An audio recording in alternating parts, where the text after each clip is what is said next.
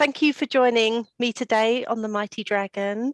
I'm honoured to have with me an award-winning film editor and director, Carla Roda. Hello, Carla. How are you today? Good. How are you? Happy to be here. Yes, I'm fine. I'm rather cold, but I'm okay. So winter has arrived. But anyway, I'd like to just get some background on your journey to becoming an award-winning film editor from Spain to Hollywood. How did it happen for you? Yeah, so my family is in the entertainment business. They are in the theater world. My dad is a producer director of theater plays. My mom is an actress. So I think I grew up very much surrounded by like all this entertainment like culture. Like half of my godfather is a screenwriter. My brother is a screenwriter. So I think my path was very much designed for me since I was very little. My parents really wanted me to be an actress because they thought I was really good at it, but I'm really terrible in front of cameras. So I decided more going to like behind the cameras, and I started really as a producer, but I quickly realized that producing was not really my vibe, like dealing with a lot of people and all of that. I'm much more like a lonely wolf. So, editing was another part of this industry that I was very, very interested. And when I went to college, I started touching a little bit of like editing programs. Specifically at that time was Final Cut 7. Yeah. So I started, and although the university doesn't really teach you editing, I kind of like really wanted to try, and I started to learn myself through internet or through books. At that time, there was not that many pages that there is right now, like almost like 12 years ago. So yeah, that's how I started, literally like self teaching myself how to use these programs. And then when Premiere came, I did the same. And then with Avid, I did the same. So it was really a journey of self teaching myself. That's amazing. It's so interesting, and also in your blood to have moved into the industry somehow. Would you say that film editing is an invisible art?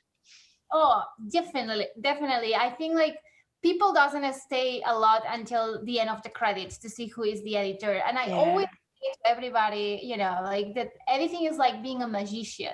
We are the last people that we touch the movie. You write it, so you tell a story while you write the movie. You direct it, you tell another story. But then when you edit, it's the last story that you tell. And we are the last ones that we touch that story. And we can make people look really good or really bad. So, so you always have to be good with your editor now. But I think like it happened to me in the past, that we received some footage, and the acting is not the best, or maybe the direction was never the good. So we try to make everybody look perfect. And that's what I think is it's being a magician. And that's why I think it's very invisible, because you really don't appreciate that. You just see the final project or the final product, but you really don't think like, who is the person who made that possible, if that makes any sense. Absolutely, 100% makes sense. When you entered the industry, would you say that women were underrepresented? And are they still underrepresented? Oh yeah, 100%. I mean, I think like a lot of things has evolved, right? Like for women, I think like we have a lot of like amazing communities of women kind of like fighting for this group. But it's true that even nowadays, women, we get paid less, percentage wise. We get less opportunities. Right now I'm currently in a project that unfortunately I cannot say anything because we signed a lot of NDAs, but I'm the only woman editor, and we have been 5 editors, and the other ones have been men, so I'm the only woman. So sometimes it's like, it's a little bit sad, it's like that they should give more opportunities. But I think we're getting there, but there is a long way to go. And it's not just even in cinema. I feel like in a lot of things, I think woman has always been like the ones behind, and I think it's time for us to be the ones in front. Absolutely agree with that, 100%. Just touching on your family again, they described you as a fighter from day one. Is that still the case? Yeah, so I was actually born at 6.5, 7 months. So I was born very, very, very early. Yes. So I think my parents really knew that I was gonna go into this world fighting my way into it, because that's literally what I did when I was born. Like I like my husband describes me like, when I think something, it has to be done immediately, because I'm just going, no way for me to wait. Like, even, even when I'm reading, when I'm watching a movie, sometimes I have to read the ending before it even ends. That's the person I am. So I'm just like very much moving. So my parents describe me very much like somebody that fights really, really hard for what I want. And that's why probably I arrive where I am, like basically by not stopping and not waiting that somebody will give me what I want, if not just basically going and trying to find whatever is what I want, and just fighting for it, not waiting for nobody to give it to me. Okay, I love that. It's kind of like a drive and a passion, but also a patience, I guess, with what with film editing, I guess. So Yes, I always say like I'm really, really bad talking with people like face to face, but I'm really good at emails. When nobody sees me, nobody sees my face, I'm really good writing and trying to convince people that I'm the right person for that job. And then obviously when they meet me in Zoom, it's different too, but I'm really, really good at that. So it's this drive and passion and this kind of like hustling, right? Of like putting my name out there to make sure, yeah. it's true that now it's been like 3 years that I don't send my resume, and that's kind of like the goal that I really wanted to arrive at, the point where like I don't have to send my resume anymore, like the people come to find Yeah. me. And that was a big goal, but it's true that it took me like probably 8 years to arrive there. Fantastic. And what's been your favorite project to work on so far, and why?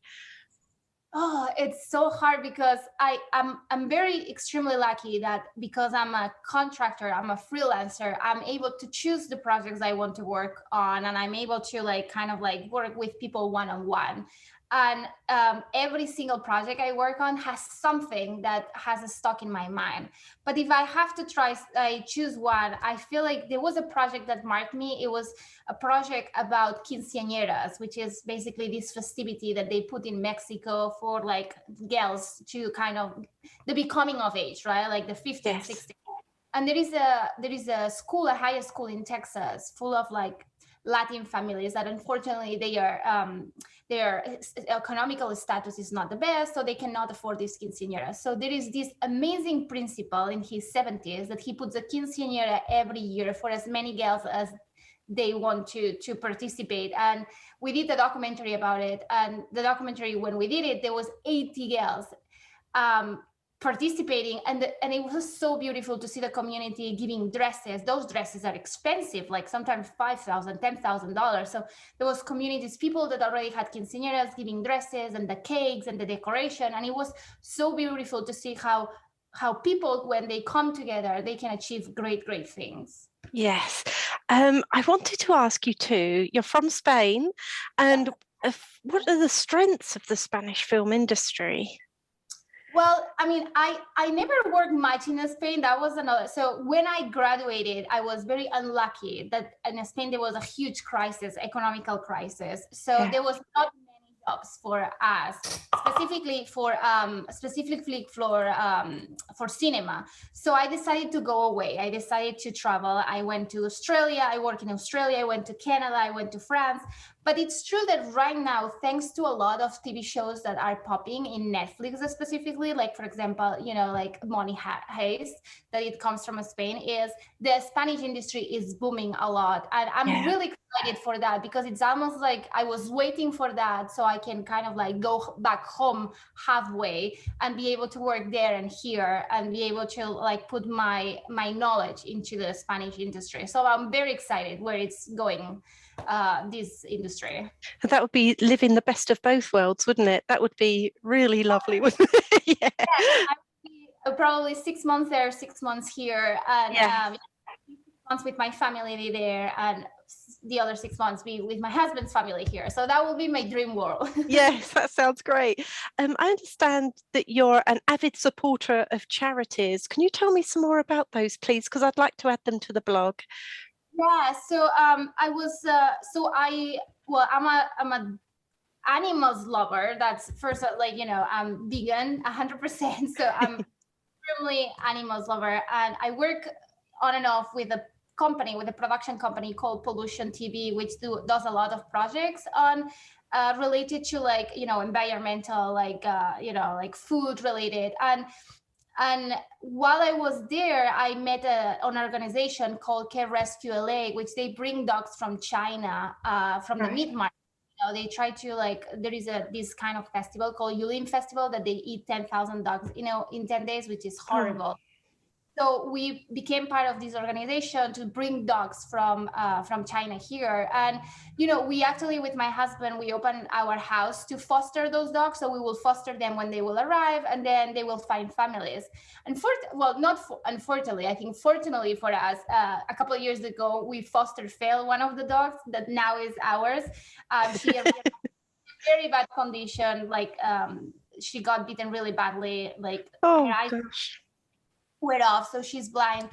But anyways, like, part of the saddest story is that we became really, really into this organization. So trying to, like, at some point my idea is also, like, try to do a documentary about it, because it's so important that those organizations exist to be able to save all these dogs. And I think more people has to be aware of that.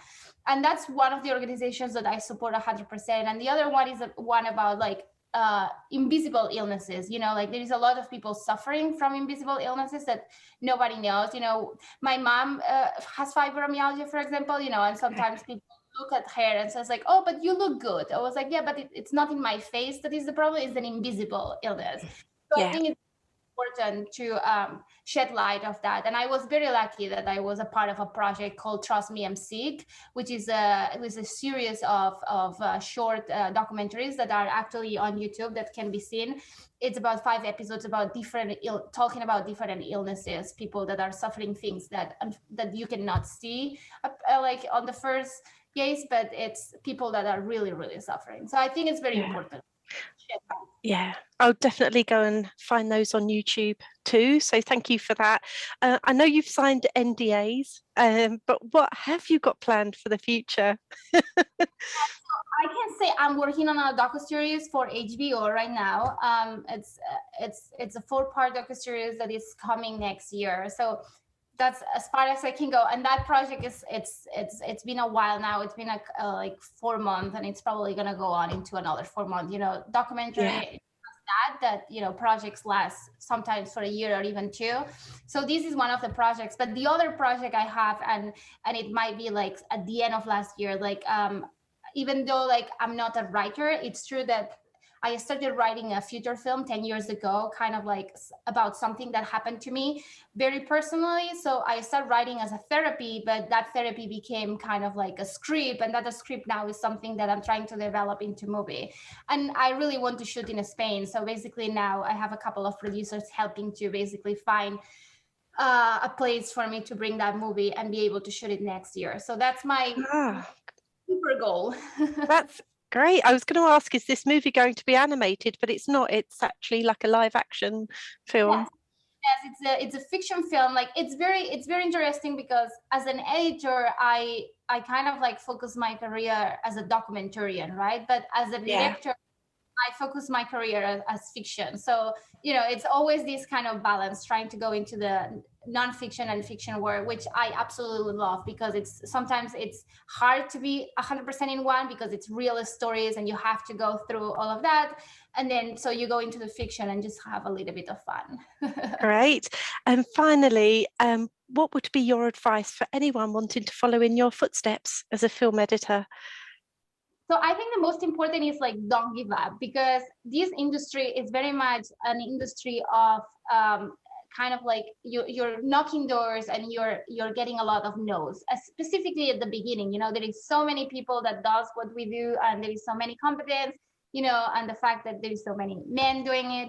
But I think the most important is not give up, and just try to find what is your value. What can you bring to the table when you go into an interview? Like, in my case, I was able to find that because I'm from Spain, I speak Spanish, and I also speak French. So I was able to sell kind of like the language situation. Right. I was like, hire me, you get like 3 editors in one, because you don't have to find other editors talking one. And language, I can speak 5 languages. So that was, and then the other thing too is like, I studied in my career, it was kind of also like a 3-degree career. It was journalism, cinema, and publicity. So, I'm able to bring a lot of knowledge. So first of all, just find your value, and then try to like literally go with it, and just don't doubt yourself. If that's what you want, just go for it. Like, don't wait for somebody to say, no, you can. Yes, we can. Great. Thank you for your wisdom. Carla, thank you so much for joining us today. And may I wish you all the very best for the rest of this year and for next year. We're nearly over with 2021 now. So thank you so much, Carla. Thank you. Thank you. Bye-bye. Thank you for listening. See you next time on The Mighty Dragon.